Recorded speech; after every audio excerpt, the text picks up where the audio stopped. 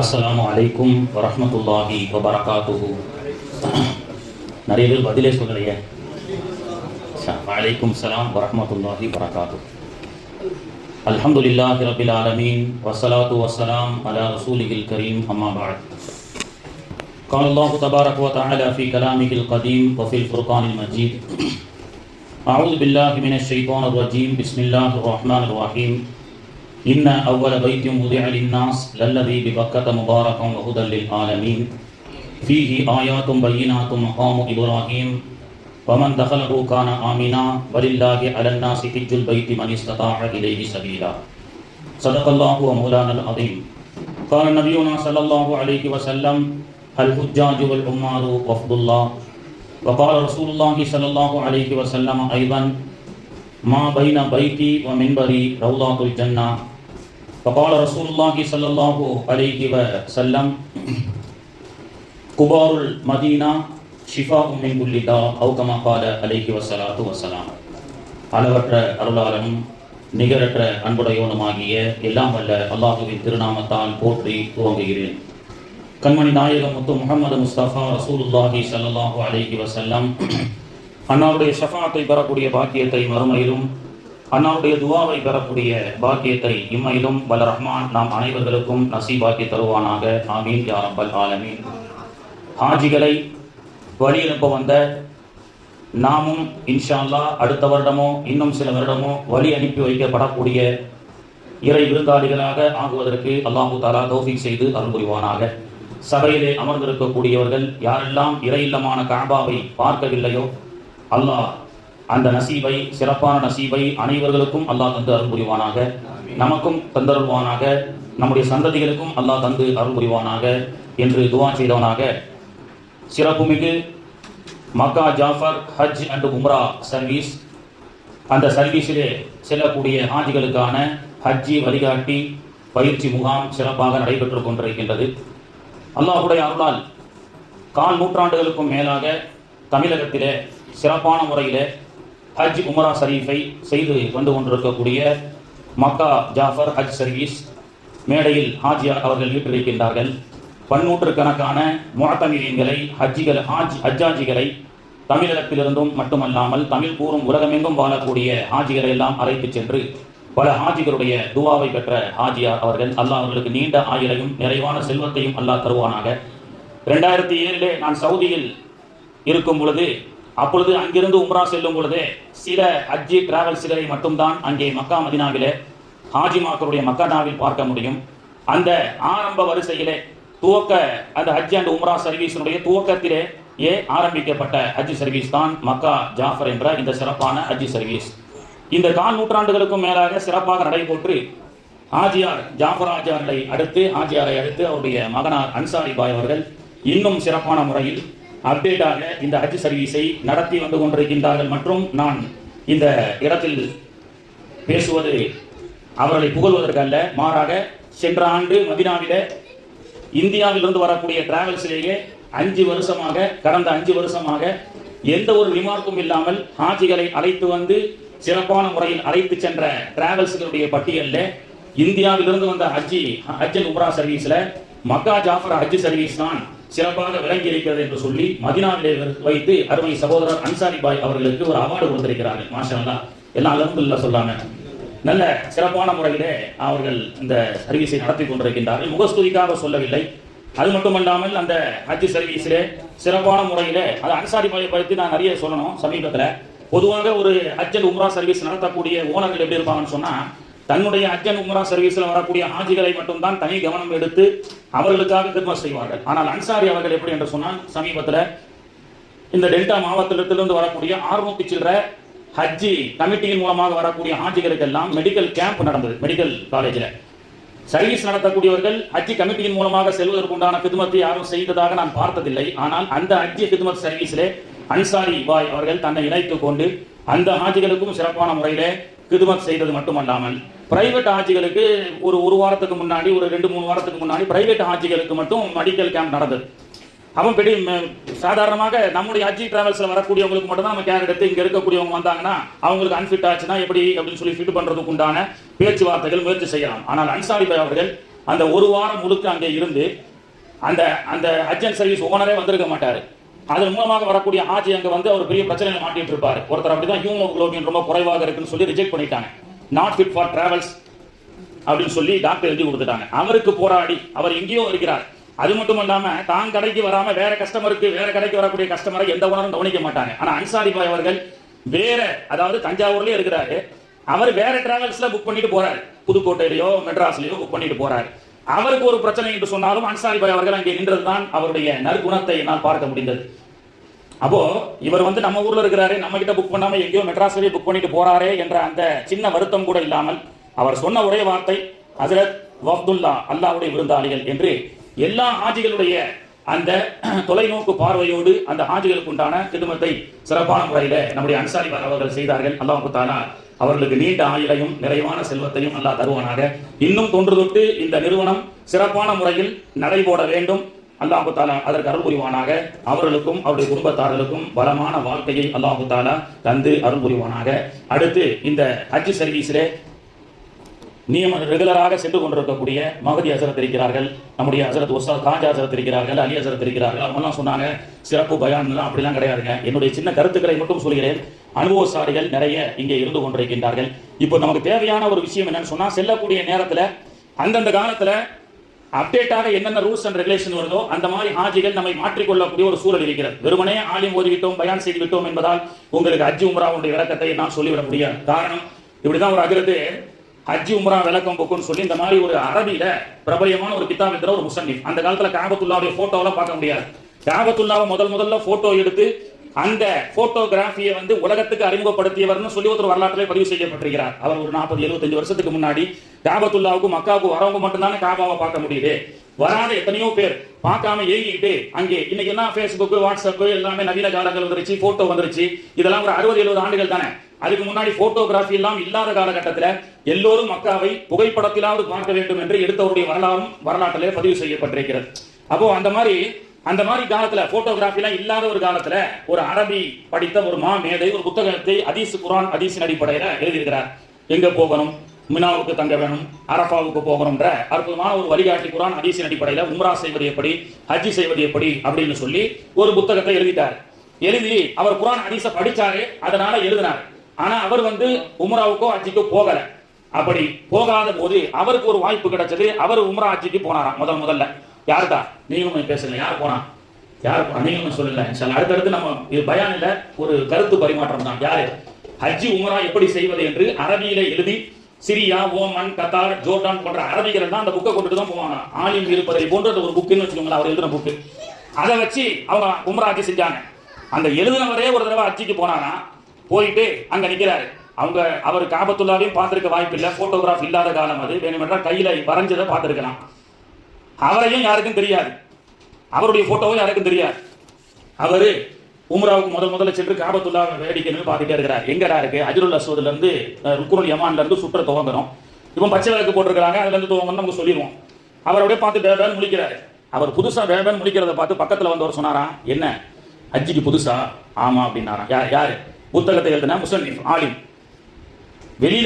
வெளியில போனா இந்த அஜ்ரத்துடைய புத்தகம் விற்கும், அதை வாங்கிட்டு வந்து ஹஜ்ஜி செய்யினாராம். யாரு? எழுதுனதே நான் தான்ப்பா. எழுதுன அவர்கிட்டயே சொன்னாராம், வெளியில போ, இந்த மனிதனுடைய புத்தகம் விற்கும், அங்க போய் அதை வாங்கி பார்த்து நீ உம்ரா ஹஜ் செய்யும் போதுதான். அப்போ எழுதி விடலாம், ஆனால் பிராக்டிக்கலாக பல ஹஜ்ஜிகளை செய்து பல ஹஜ்ஜாஜிகளை ரொம்பவும் சிறப்பான முறையில் மகிழ்ச்சியோடு வழிநடத்தி வந்து கொண்டிருக்கக்கூடிய ஹசரத் மஹதி ஹசரத்தா, ஃபஹமி ஹசரத்தாக இருக்கட்டும், அலி ஹசரத்தாக இருக்கட்டும், ஃபஹமி ஹசரத், காஜா ஹசரத் போன்றவர்கள். ஏன்னா இப்போ காலகட்டத்தில் சட்டங்கள் நமக்கு எல்லாமே தெரியும். மினாவுக்கு போகணும், அரஃபாவுக்கு போகணும், முஸ்தலிஃபாவுக்கு போகணுன்றது. ஆனா இப்போ உள்ள சவுதியினுடைய சிஸ்டமேட்டிக்ல அப்பப்போ அப்டேட்டுகள் மாறிக்கிட்டே இருக்கு. 10 வருஷத்துக்கு போன போது உம்ராவுடைய அனுபவம் என்பது வேற, சமீபத்தில் போயிட்டு போன வருஷம் போனதை விட இப்போ திரும்ப போனா திரும்ப எல்லாமே மாற்றமாக இருக்கிறது. ஒரு தொப்பி வியாபாரி என்ன பண்ணானா, தொப்பியை தலையில சுமந்து கொண்டு ஊரா தொப்பி வித்துட்டு போவான். கூடையில தொப்பியை வச்சுட்டு வித்துட்டு போவான். பசி எடுத்தது, புளிய மரத்தடியில உட்காந்து புளி சாப்பாடை சாப்பிட்டுட்டு ஒரு நாள் அசந்து தூங்கிட்டான். எந்திரிச்சு பார்த்தா தொப்பி எல்லாம் காணும். மரத்து மேல பார்த்தா குரங்கெல்லாம் ஒவ்வொரு தொப்பியாக எடுத்து மாட்டிக்கொண்டு மேலே மரத்துக்கு மேல உட்கார்ந்துருச்சு.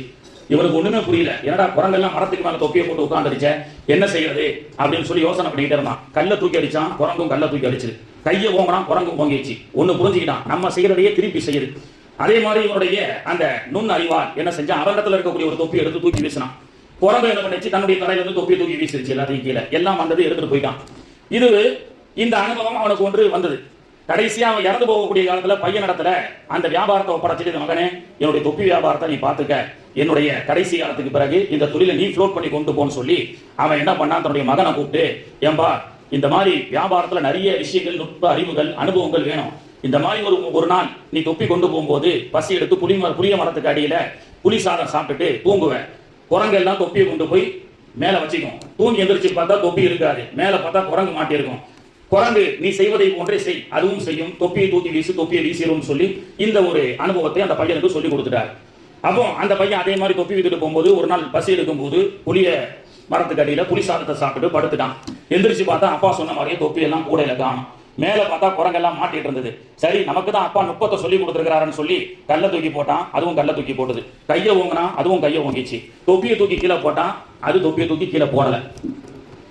தொப்பியை தூக்கி கீழே போடல. அப்பா சொல்லி கொடுத்த மாதிரி செஞ்சா குரங்கு தொப்பியை தூக்கி கீழே போட்டுருக்கணுமே, ஏன் போடல அப்படின்னு சொல்லி அவன் யோசிச்சுட்டு இருக்கும் போது அந்த தலைமை குரங்கு சொல்லிச்சான்ட்டு, உங்க அப்பா எப்படி தொப்பியை தூக்கி போட்டா குரங்கு தூக்கி போடுன்னு சொல்லியிருக்கிறானோ எங்க அப்பனும் சொல்லி கொடுத்துருக்கான். எங்க அப்பனும் சொல்லி கொடுத்துருக்கான். புளிய மரத்துக்கு அடியில ஒருத்தன் வருவான், இந்த மாதிரி தூங்குவான், தொப்பியெல்லாம் நீங்க எடுத்துப்பீங்க, அவன் செய்யற மாதிரி நீங்க செய்வீங்க நினைச்சு எல்லாம் செய்வான், எல்லாத்தையும் செய்ய தொப்பியை மட்டும் தூக்கி கீழே போட்டுறாதுன்னு உங்க அப்பா எப்படி சொல்லி கொடுத்தாரோ அனுபவத்தை எங்க அப்பாவும் சொல்லி கொடுத்துருக்கிறார் அப்படின்னு சொல்லுவாங்க. இப்போ அந்த மாதிரி அனுபவத்தை கற்றுக்கொள்வதற்கு தான் நானும் வந்திருக்கிறேன். ஏன்னா வருஷம் ஹஜ் உம்ரா செய்யக்கூடியவர்கள் அவர்கள். நான் 10 வருஷத்துக்கு முன்னாடி ஹஜ்ஜுக்கு போயிட்டு என்ன இதுல இருந்தா அன்னைக்கு ஒரு அஜரத்து சொல்லிட்டு இருந்தாரு, அதாவது அஜீசியால இருந்து எல்லாம் புலிசோறு கட்டிக்கோங்க, ஏன்னா மீனா முஸ்தலிஃபால இந்த சவுதி கப்சா தான் கொடுக்குறாங்க. நம்ம ஆளுங்களுக்கு இந்த கப்சா கொடுத்த உடனே ஊர் பறவை சோறு நினைச்சிட்டு அஜரத்து தாச்சா இல்லையான்னு கேட்கறாங்க. தாச்சா எங்க அவன் சவுதிக்காரன் சாப்பிட்டான். அப்போ முதல்ல எங்க அஜரத் மதரசாவுக்கு போனவன ஒரு விஷயம் சொல்லுவாரு, டேய் இங்க வந்து நீ ஓதாம போ, எப்படி டல் ஸ்டூடெண்ட்ஸாரு பிரில்லியன்டாரு பிரச்சனை இல்ல, மதரசாக்குன்னு வந்துட்டா எதை கொடுத்தாலும் சாப்பிடணும். இந்த பிராக்டிஸ் ஹஜ் உம்ரால வரணும். நான் காசு கட்டிட்டேன், நான் என்ன சோத்துக்கு செத்தவனா அப்படி என்று சொல்லி எல்லாம் சில பேர் அங்கே வந்து வம்பர்களாக மாறிடுவார்கள். மதீனா எப்படிப்பட்ட பூமி, அந்த பூமியில் உட்கார்ந்து கொண்டு பங்காளிக்கும் பாகிஸ்தானுக்கும் சண்டை. அங்க நம்ம வந்து மத்தியஸ்தம் பண்ண வேண்டியிருக்கு. பொஃபேல இருக்கக்கூடிய அந்த பொஃபே சிஸ்டத்துல பாகிஸ்தான்ல வந்து நல்ல சிக்கனோட பொரிச்சு வச்சிருந்தாங்க. நம்மால அந்த இது எடுத்து அப்படி போயிட்டாரு. அந்த பாகிஸ்தான்காரன் நளினமா சொல்லியிருக்கான், ஆஜி இது உங்க கேன்டீன் இல்லைன்னு சொல்லிட்டான். ஏய் நம்மால் உடனே கோவப்பட்டு, நான் யார் தெரியுமாடா, நான் சோத்துக்கு செத்தவனா, நான் பள்ளிவாசல் முத்தவள்ளிடா, லைலத்துல் கத்ர்ல மட்டும் 2000 பேருக்கு சோறாக்கி போடுவான்னு சொல்லி சண்டை போடுறாரு. கீழே போயிட்டு வரதுக்குள்ள பாகிஸ்தானுக்கும் இந்தியாவுக்கும் ஒரு பெரிய போரே நடக்குது. எங்க அல்லாஹ்வுடைய தூதருடைய ரவுலா ஷரீஃப்ல வச்சு. அப்புறம் அவங்க இடத்துல ஒரு பயானே செஞ்சேன், ஏன்பா இதெல்லாம் வந்து பாகிஸ்தான் இந்தியா கிடையாது, எல்லாமே அல்லாஹ்வுடைய. அப்ப முதல்ல எதை கொடுத்தாலும் சாப்பிடணும், குறை சொல்லக்கூடாது. இது மக்கா மதீனால மட்டும் இல்ல, வீட்லயும் அப்படித்தான். அல்லாஹ் இந்த நேரத்துல இந்த ரிஸ்கத்தான் நாடி இருக்கிறான், அதை நம்ம கொடுக்குறோம். அப்ப அந்த சாப்பாடாம குறை சொல்லும் போது அப்ப அல்லாஹ் நாடுனது சரியில்லை அப்படின்னு சொல்ற மாதிரி இருக்கும். அப்படின்றத நிறைய பிராக்டிக்கல் அனுபவங்களை நாம இந்த ஹஜ் உம்ராவில கற்றுக்கொள்ள வேண்டும். தலைப்பு என்னவோ மதீனா தான், ஆனா ஹஜ்ரத் வேற எங்கேயோ போயிட்டு இருக்கிறாருன்னு தப்பா நினைக்காதீங்க. அல்லாஹ் தஆலா ஹஜ்ஜை பற்றி சொல்லும் பொழுது, எல்லா அமல்களை பற்றி சொல்லும் பொழுது நோக்கத்தை அல்லாஹ் சொல்லி கொடுக்கின்றான். அந்த மாதிரி ஹஜ் உம்ராவை பற்றி அல்லாஹ் சொல்லும் போது, வஅத்திமுல் ஹஜ்ஜ வல் உம்ரத லில்லாஹ், ஹஜ்ஜையும் உம்ராவையும் அல்லாஹ்வுக்காக நிறைவேற்றுங்கள். அதற்கு முன்னாடி அந்த தேசத்தினுடைய வேல்யூபிள் என்ன என்பதை தெரிந்து கொள்ளுங்கள். இன்னைக்கு காசு பணம் இருக்குன்னு கொடுத்துட்டு போறோம், மக்கா அதனுடைய வேல்யூபிள் என்ன தெரியறது இல்ல. போய் அந்த மக்கால டீ சாப்பிட்டா மட்டும் கணக்கு பாக்குறது, அஜரத்து வாங்க டீ சாப்பிடலாம், எவ்வளவு அஜரத்து, சலா சரியா, அங்க கடைக்காரன் சொல்றான் சலா சரியா, அஜரத்து சனா சரியா எம்பிட்டு அஜரத்து ஃபார்ம் அஜரத்து கேட்போம். அஜரத்து ஒரு ரியாலுக்கு முன்னாடி 10 ரூபா இருந்தது, என்ன இப்போ 25 ரூபா. இந்தியாவுடைய வேல்யூபிள் அவ்வளவு ரொம்ப டவுன் ஆகி போச்சு. அப்போ அஜரத் சொல்லுவாங்க, ஒரு ரியால்னா நம்ம ஊருக்கு ஏறக்குறைய 25 ரூபாமா, 3 ரியால்னா எம்பிட்டு அஜரத்து 75 ரூபா. 75 ரூபா கொடுத்து டீ சாப்பிடணுமா அஜரத்து, மான அஜரத்து. பிள்ளைங்களுக்கு போய் ஏதேனும் ஜாமான் வாங்குறதா இருந்தா அஜரத்து அசர ரியால்ன்றா கத்ரான் அஜரத்து. அசர ரியால்னா என்ன, அசரனா 10 ரியால். நம்ம ஊருக்கு அஜரத்து எவ்வளவு தான், 250. 25 ரூபாவா எவ்வளவு தான் நீங்க சொல்லுங்க. 10 ரியால் நம்ம ஊருக்கு எவ்வளவு தான், 250 ரூபா. 2500 ரூபா, 2500 ரூபா. என்ன ஆஜியார், ஆஹா கணக்குல கரெக்டா இருக்கும் ஆஜியார். 10 ஒரு ரியாலுக்கு 25னா 10 ரியாலுக்கு 250 ரூபா, 100 ரியாலுக்கு 2500 ரூபா, 10,000 ரியாலுக்கு 25,000 ரூபா, 10,000 ரியாலுக்கு. இவர் என்ன மேக்ஸ் சொல்லி கொடுக்க வந்தாரான்னு நீங்க தப்பா நினைக்காதீங்க. ஏன்னா கால்குலேஷன் போடுறோம், டீ சாப்பிட்டாலும் சரி, பிள்ளைங்களுக்கு எதையும் வாங்கினாலும் சரி, அங்க போய் அழகா ரேட்டு பேசுறோம். 1 ரியால் 2 ரியால் குறைச்சா கூட 50 ரூபா குறைச்சிட்டமே அப்படின்னு நம்ம என்ன செய்யறோம், சந்தோஷப்படுறோம். ஆனால் அந்த ஊர் எப்படிப்பட்ட வேல்யூபிள், மக்கா 1க்கு 1 லட்சம். அமெரிக்கால இருந்து ஒரு சுப்ஹானல்லாஹ் சொல்லு, ஜப்பான்ல இருந்து ஒரு சுப்ஹானல்லாஹ் சொல்லு, அல்லது இத்தாலியில இருந்து ஒரு சுப்ஹானல்லாஹ் சொல்லு, 1க்கு 1 தான். ஆனால் மக்கா ஹரமுக்குள்ளே சொன்னால் என்னதான், 1க்கு 1 லட்சம். அந்த வேலைகளை பாக்குறது இல்லையே. போய் ஹஜ்ரத் பஸ்ல ஜித்தால இறங்கி பஸ்ல கூட்டு போகும்போது எல்லாரும் போதுங்க லப்பைக் அல்லாஹும்ம லப்பைக் ஓதுங்கன்னு சொன்னா ஹஜ்ரத் அல்பைக் எங்க ஹஜ்ரத் இருக்கு அப்படின்னு கேக்குறாங்க. அந்த மாதிரி ஒரு காலமாக மாறிவிட்டது. மீனா, முஸ்தலிஃபா, அரஃபா நபிமார்கள் அமர்ந்த சிறப்பான இடம். அங்கே சென்று இங்கே இருக்கக்கூடிய சீரியலை பற்றி பெண்கள் பேசிக் கொண்டிருக்கின்றார்கள். மதீனாவிலே அல்லாஹ்வுடைய தூதருடைய வீடு மா பைன பைத்தி வ மெம்பரி ரவுலாத்தில் ஜன்னா அப்படின்னு சொன்னாங்க. அதற்கு பர்மிட் வாங்கி 10 நிமிஷம் 1/4 மணி நேரம் அங்கே நின்று தொழுவதற்கும் துஆ செய்வதற்கும் பர்மிட் இன்னைக்கு மிகப்பெரிய டிமாண்டாக இருக்கிறது. அதையும் தாண்டி ஹாஜிகள் இன்னைக்கு செல்லக்கூடிய அந்த உம்ரா ஹஜ் டிராவல்ஸ்காரங்க எப்படியாவது கஷ்டப்பட்டு அந்த இடத்துல தொழுவதற்கு ஒரு 1/4 மணி நேரம் வாங்கி கொடுக்குறாங்க. அப்படிதான் ஜனவரியில போயிருந்தேன். என்னோட சில ஹாஜிமார்கள் வந்தாங்க. அவர்களுக்கு பர்மிட் கிடைச்சிச்சு. சவுதிக்காரன் ஒரு அன்சாரி பாய் சொல்லி சவுதி போன் பண்றாங்க. அசர் இன்னும் 1/4 மணி நேரத்துல ரவுலா பர்மிட் எல்லாம் அசர் நஃபர்னு சொன்னா எல்லாத்தையும் கூப்பிட்டு உள்ள போய் கியூல நின்றுட்டு உட்கார்ந்துட்டு இருக்கிறோம். அங்க போய் விஜய் டிவியினுடைய டைட்டில் வினரை பத்தி பேசிட்டு இருக்காங்க. எப்படிப்பட்ட இடம் சொர்க்கம். மதீனா மே ஜன்னத் ஹே லேக்கின் ஜன்னத் மே மதீனா நஹி ஹே அப்படின்னு சொல்லுவாங்க. மதீனாவிலே சொர்க்கம் உண்டு, ஆனால் சொர்க்கத்தில் மதீனா இல்லை என்று சொல்வார்கள். மா பைன பைத்தி வ மெம்பரி ரவுலாத்துல் ஜன்னா. மதீனா எப்படிப்பட்ட இடம்? அல்லாஹ்வுடைய தூதருடைய வீட்டிற்கும் அவர்கள் தொழு வைத்த இடம் இந்த அளவுக்கு தான், கொஞ்சம் இதை விட கொஞ்சம் பெருசா இருக்கும். அந்த இடத்துல சொர்க்கம் என்று சொன்னார்கள். உலகத்திலேயே நான் சொர்க்கத்துக்கு போயிட்டு வந்துட்டேன் என்று சொல்லக்கூடிய ஒருத்தர் இருப்பார் என்று சொன்னால் அவர் முஅத்தமிர் என்றாக இருப்பார் அல்லது ஹாஜியாக இருப்பார். அல்லாஹ் சொர்க்கத்துக்கே நம்மை அழைத்து செல்கின்றான். இந்த உலகத்திலேயே அல்லாஹ் மறுமையிலும் அந்த சொர்க்கத்தை தந்து அருள் புரிவானாக. அப்ப அந்த இடம் எப்படிங்க? சொர்க்கம்னா என்னங்க? கேட்டது இல்லை என்பது இல்லை, இல்லை என்பதே இல்லை. அப்படிதான் சஹாபாக்கள் உடம்பு சரியில்லை, மதீனாவுடைய பள்ளிவாசலுக்கு வந்து அல்லாஹ்வுடைய தூதரிடத்தை துஆ செய்ய சொன்னாங்க. அல்லாஹ்வுடைய தூதர் துஆ செஞ்சாங்க, சரியாயிடுச்சு. அல்லாஹ்வுடைய தூதர் அவர்கள் சொன்னார்கள், குபாருல் மதீனா ஷிஃபாஉ மின் குல்லி தா. மதீனாவில் இருக்கக்கூடிய புழுதி உன் மீது பட்டால் உன்னுடைய நோய் குணமாகும் என்று சொன்னார்கள் அல்லாஹ்வுடைய தூதர் அவர்கள். கோடிக்கணக்கான எக்யூப்மெண்ட்ஸ் நிறைந்த மல்டி ஸ்பெஷாலிட்டி ரெஸ்டாரண்டிலும் மல்டி ஸ்பெஷாலிட்டி ஹாஸ்பிடலில் இல்லாத மல்டி ஸ்பெஷாலிட்டி ஹாஸ்பிடல் இருக்கக்கூடிய மிகப்பெரிய டாக்டர்களால் நிவாரணம் அளிக்க முடியாத நோய்களை மதீனாவுடைய மண் அளிக்கும் என்று சொன்னார்கள் அல்லாஹ்வுடைய தூதர் அவர்கள். குபாருல் மதீனா ஷிஃபாஉ மின் குல்லி தா. மதீனாவுடைய புழுதி மண் இருக்குது, அது அனைத்து விதமான நோய்களுக்கும் மருந்து என்று அல்லாஹ்வுடைய தூதர் அவர்கள் சொன்னார்கள். எனவே கண்ணியத்திற்குரியவர்களே, அதனுடைய வேல்யூபிள் என்ன என்பதை தெரிந்து செல்ல வேண்டும். இப்பொழுது ஷார்ட்டா சில விஷயங்களை சொல்லி முடித்து விடுகிறேன். என்னுடைய நேரம் 2 நிமிஷம் தான் இருக்கு. கூட ஒரு 3 நிமிடத்தை எடுத்துக்கொண்டு சில விஷயத்தை சொல்லி முடிக்கின்றேன்.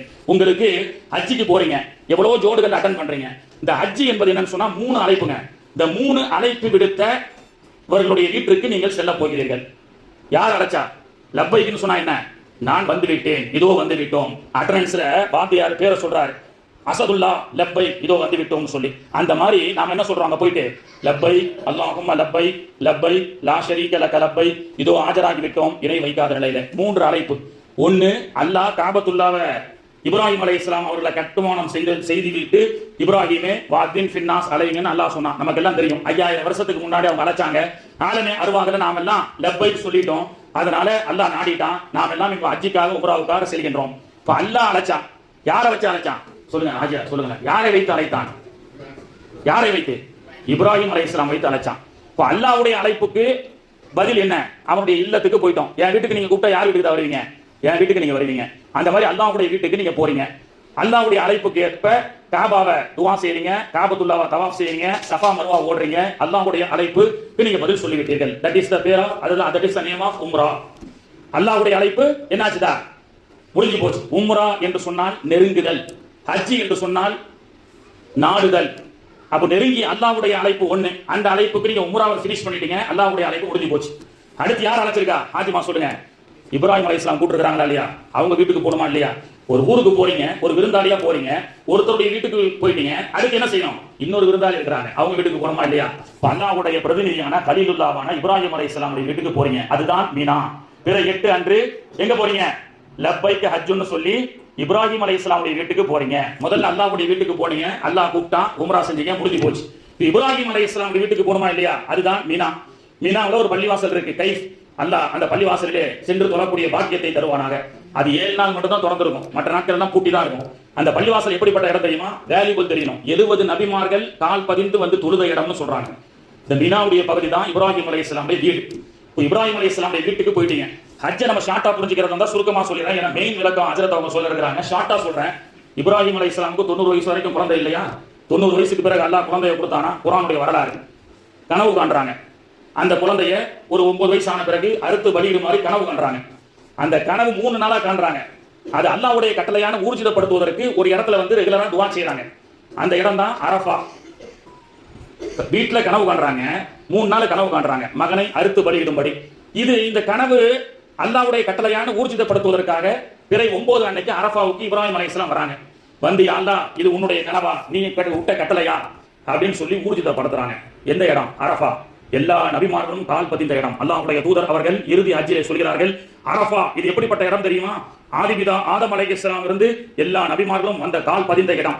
இந்த கால் பதிந்த நபிமார்களுடைய இடத்திலே நாம் ஹாஜிகள் உம்ராவுக்கு சென்றாலும் ஹஜ்ஜிக்காக சென்றாலும் செருப்பை கலட்டி பாவமற்ற நபிமார்கள் விதித்த இந்த சிறப்பான பூமியிலே பாவிகளாகிய நம்முடைய கால்களும் பட வேண்டும் என்பதற்காக அரஃபாவிலே நாம் என்ன செய்கின்றோம்? செருப்பை கலட்டி துஆ செய்கின்றோம். சரியா? அப்போ இப்ராஹிம் அலைஹிஸ்ஸலாம் யா அல்லாஹ் கண்ட கனவு ஊர்ஜிதம் தானே? ஆம்னா அல்லாஹ் தஆலா ஊர்ஜிதப்படுத்துறான். எந்த இடத்துல தான்? அரஃபாவுல. அப்போ உடனே மகனை அழைத்துக் கொண்டு அரஃபா அன்னைக்கு சாயங்காலம் மக்ரிபுக்கு இஸ்மாயில் அலைஹிஸ்ஸலாம் அவர்களை அழைச்சிக்கிட்டு என்ன செய்யறாங்க? இப்ராஹிம் அலைஹிஸ்ஸலாம் முஸ்தலிஃபாவுக்கு வராங்க. சம்பவம் நமக்கு தெரியுமா இல்லையா? ஒவ்வொரு பக்கத்துலயும் ஹஜ்ரத் அவர்கள் இந்த சம்பவத்தை சொல்லுவாங்க. அந்த முஸ்தலிஃபா என்ற இடத்துல அதிகாலையில ஆலோசனை செய்கிறார்கள். இப்ராஹிம் அலைஹிஸ்ஸலாம், மகனே உன்னை அறுத்து கனவு காண்பதாக, உன்னை அறுத்து பலியிட சொல்லி என்னுடைய இறைவன் கட்டளையிடுகின்றான். குர்ஆனுடைய ஆயத்தே இருக்குது. சரியா? பலம்மா பலக மஅஹு ஸஅய قال يا بني இன்னி அரா ஃபில் மனாமி அன்னி அதுபஹுக ஃபன்துர் மாதா தரா என்ற அந்த உரையாடல் முஸ்தலிஃபாவிலே அந்த தந்தையும் மகனும் இறைவனுக்காக அர்ப்பணிக்கப்பட்ட அந்த தியாக அந்த உரையாடலை அல்லாஹ் தஆலா குர்ஆனிலே பதிவு செய்கின்றான். அந்த ஆயத்து நடைபெற்ற இடம் சம்பவம் முஸ்தலிஃபா. மகன் என்ன சொல்றாரு? யா பதி இஃபால் மா துபர், எவ்வாறு அல்லாஹ் ஏவினானோ அதே மாதிரி செய்யுங்கன்றாங்க. விடிஞ்சிருச்சு காலையில. மகனை கூப்பிட்டுட்டு என்ன செய்றார்? இப்ராஹிம் அலைஹிஸ்ஸலாம் செல்கிறார்.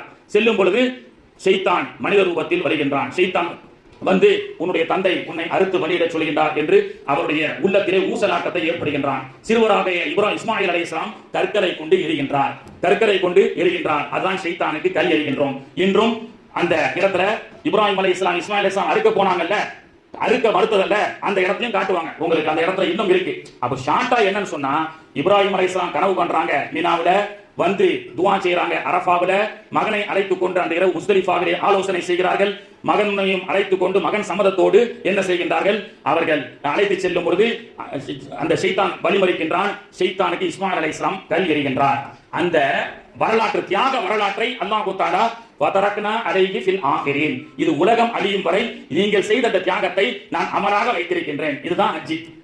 3 ஷைத்தானுக்கு கல் எறிகிறோம் சொன்னா அந்த ஷைத்தான் ஹாஜரா அம்மா கிட்டே போனான். அவங்க இடத்துல போய் என்ன செஞ்சா? நடு ஷைத்தான் வழிகெடுத்தான். உங்களுடைய கணவர் பாத்தீங்களா இத்தனை வயசு கழிச்சு கறக்கப்பட்ட அந்த குழந்தைய அறுக்க பலியிட செல்கின்றார் என்று அவங்க இடத்துல போனான். அவங்களும் தள்ளாடல, அவங்களும் கல்ல தூக்கி எறிஞ்சாங்க. நடு ஷைத்தானுக்கு இப்ராஹிம் அலைஹிஸ்ஸலாம் பெரிய ஷைத்தானுக்கு எரிஞ்சாங்க. இந்த கணவன் மனைவி 90 வயதுக்கு பிறகு கிடைக்கப்பட்ட இந்த குழந்தை இஸ்மாயில் அலைஹிஸ்ஸலாமுடைய வரலாறு தான் ஹஜ்ஜாக இன்னைக்கு நமக்கு கொடுக்கப்பட்டிருக்கின்றது. அப்போ 2வது அழைப்பு எங்க போயிருக்கிறோம்?